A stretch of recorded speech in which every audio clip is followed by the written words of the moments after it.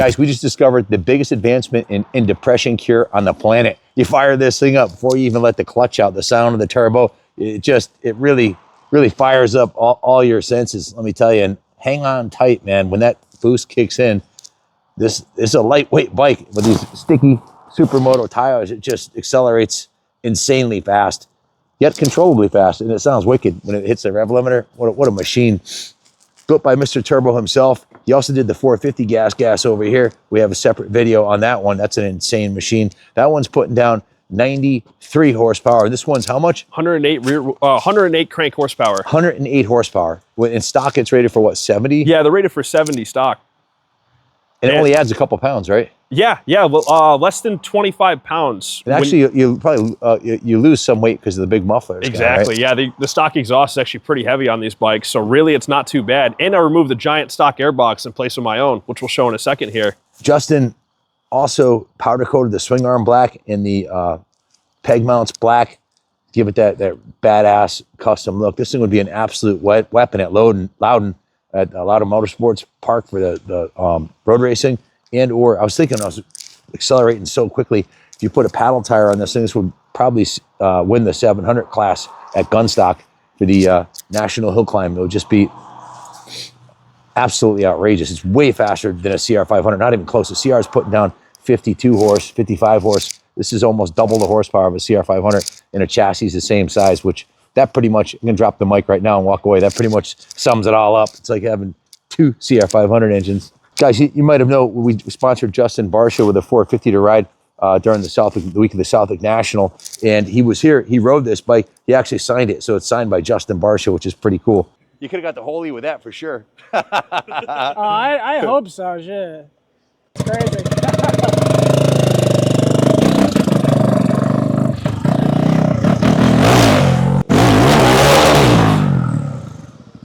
You want to rip it down the street for us? Sure, that's crazy. Let's do it quick.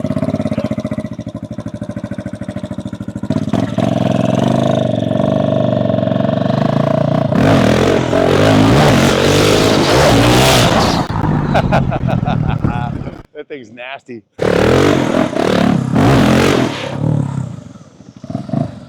That thing's nasty, huh? That's crazy. Legend himself. So let's hear from Mr. Turbo himself. Yes. Tell us a little bit about this build. Justin Barsha liked this bike so much, he's like, I need one of these. I'm gonna have to call my boys at KTM. Unfortunately, we're the only one producing this kit so far, but to get into the build, this is a Garrett turbocharger. This is a GBC 17-250 turbocharger. We're using a TurboSmart CompGate 40 right here for the wastegate. This is a 3-inch dump. This is all custom made. Even the flange was custom made for this bike. It's all one-off stuff. The oil lines I made myself, that taps right into the clutch cover, as well as the feed line on the other side. We could display that too. That comes off the oil filter right here. That's all custom made. Here's the boost pipe. So the boost comes in here and into the airbox, which we'll pull and show you guys in a second. And all handmade, look at that. This is a handmade aluminum intake, and we were very careful to mimic the stock characteristics of the stock airbox. So this has a very similar volume to stock, and that's why this bike rides like a factory bike.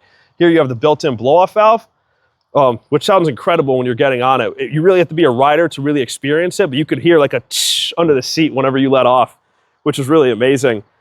Also, on this bike, I tuned it a little bit different. This is the first time I'm using map sensor tuning. So this is tuned on a map sensor. So for every pound of boost that the engine sees, it adds 4% fuel, is how I have it set up right now. So it's tuned phenomenally. It's tuned at every gear, every RPM, just absolutely perfect. It rides like a factory bike. It genuinely does. You wouldn't be able to tell it's turbocharged if you couldn't see all the stuff. You would just be like, holy crap, this is fast. But getting into the engine, you know, the engine's kind of the magic too, because how do you make something to hold this much power? Well, I actually tore this engine down. I split the cases on it, and I bought a brand new stock crank and had it welded. We welded a stock crank to it, welded a stock crank in position so it can't twist, it can't get any run out. And then I added a Wasner forged piston as well. So it's got a Wasner piston, welded crank. The head's been modified in several different ways. Normally these have like a stock air resonating chamber built into the intake, and I removed that completely tapped it off. Because this engine's turbocharged, it wouldn't have worked. There's several oiling mods done to this engine too, so that it has higher oil pressure, more oil volume too. The head's modified. There's intake, the intake valve springs are shimmed like I did to the 450. There's also a manual cam chain tensioner right here, because when you start these bike up in their stock, they have a hydraulic tensioner, and the hydraulic tensioner is pretty noisy. You'll notice when you start these up, they clatter for a couple seconds until the engine builds oil pressure. And so yeah, we completely voided that as well. On top of it, we have like Ken mentioned, we have the powder coated swing arm and rear sets, which gives this bike a completely different appearance too. It really makes it like a stealth street fighter. And akin to the 450, we also have the gauges up here for live monitoring. This bike has air, fuel, and boost. So as you're going, you can see how much boost you're running. You can see your air fuel ratios as well. I added a tachometer too. So you can see your RPMs, how much the engine's turning.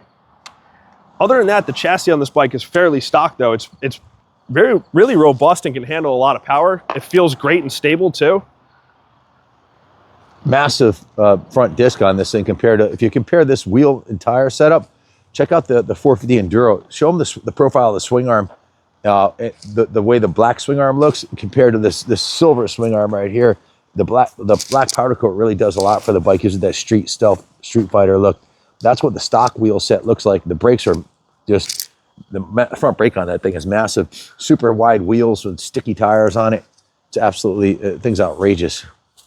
The bike will be included with a new rear tire as well. Might need it after that demo ride. Yeah.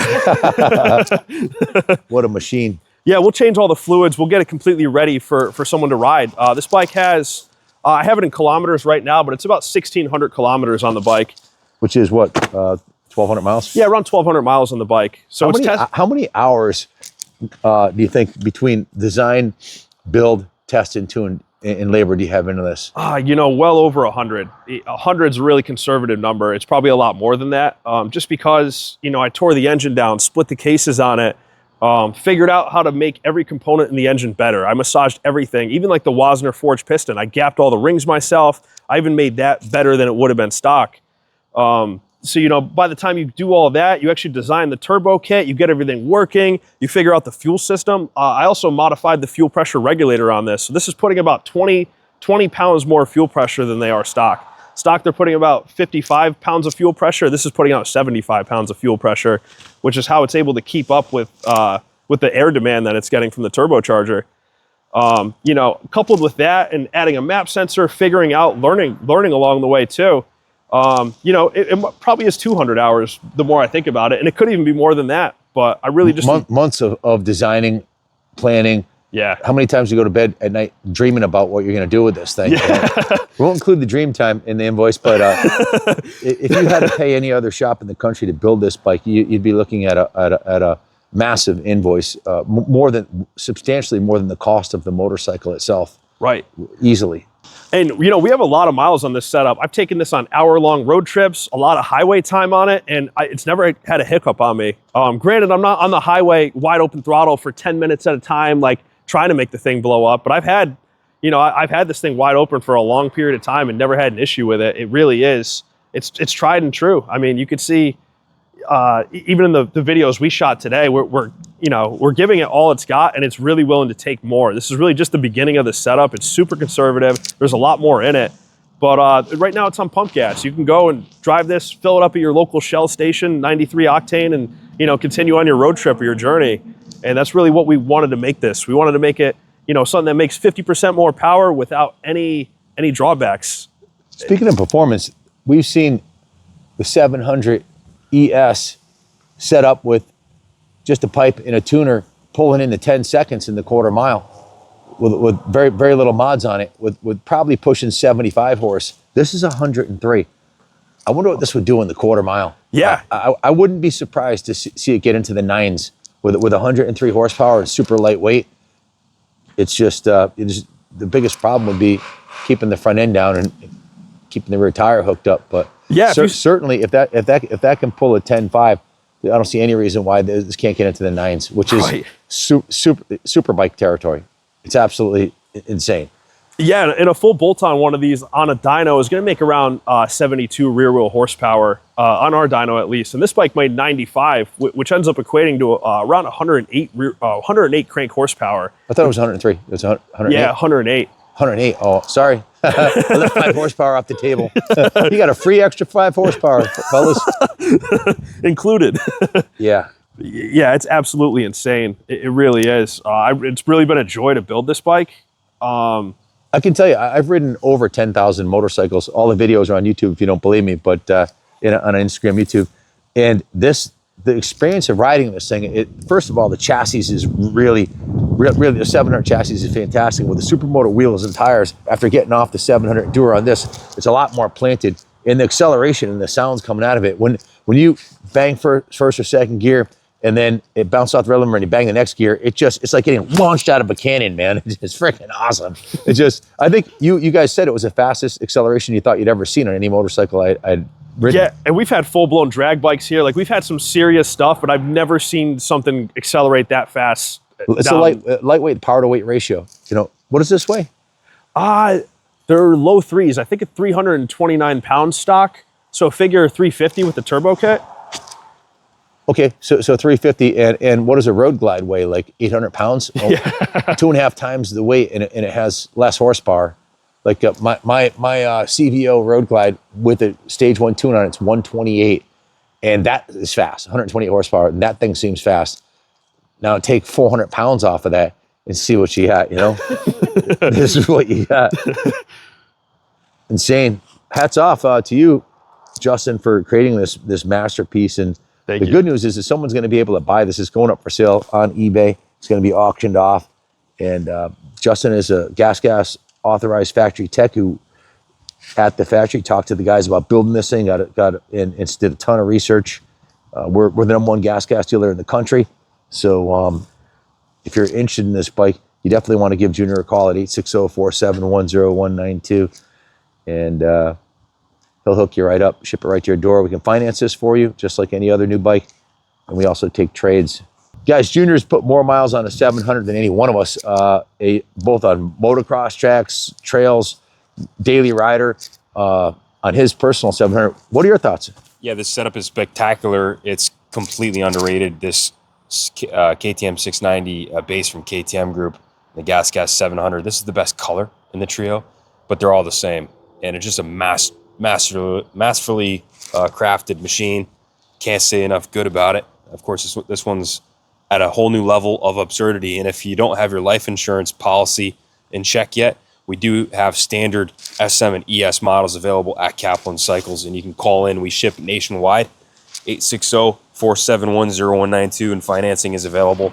We can finance you on 100% of the purchase on this SM700. But there's only one of these. This is the only one on the planet. So if you want to get this bike, don't hesitate, because when you call 2 weeks from now, it's going to be gone. So first come, first serve.